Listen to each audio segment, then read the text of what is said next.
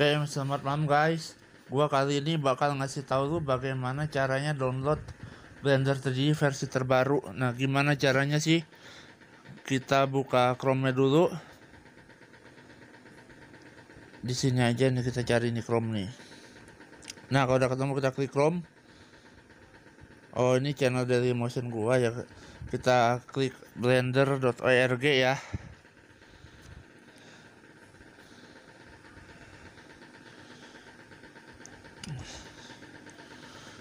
Nah, di sini kita klik unduh Blender 2.93.1 atau download Blender 2.93.1.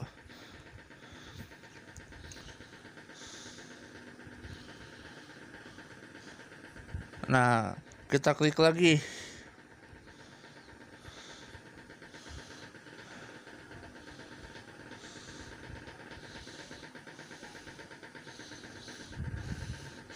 Nah, ini udah muncul mendownload satu file detail, kita klik ya.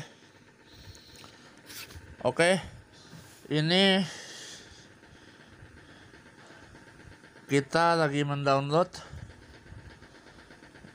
Blendernya nih. Di sini tulisannya Blender -2.93.1 minus Windows minus x64.msi. Kita tunggu aja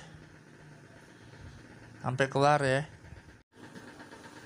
Jangan lupa